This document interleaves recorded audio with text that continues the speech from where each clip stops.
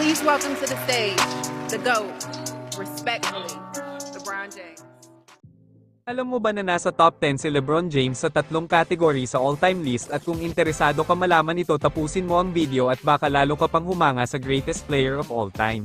Huwag na tayo magpaligoy-ligoy pa diretso na tayo sa topic una sa lahat sa tatlong category number 1 si LeBron James sa all-time points na may 42,184. Sumunod naman ang sa assist leaders pang-apat si LeBron sa category na yan mayroon si LeBron James na 11,584 nasa taas lang niya si Jason Kidd na may lamang na 500 plus points.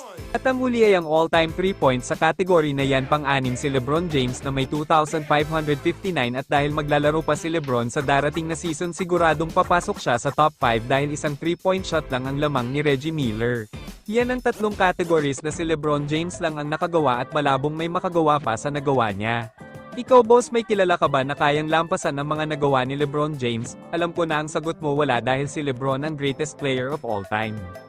At kung may komento kayo ilagay lang sa ibaba at ating pag-uusapan yan, huwag sanang kalimutang mag-like, follow at share ng mga videos ko. Maraming salamat mga boss, ingat palagi at God bless.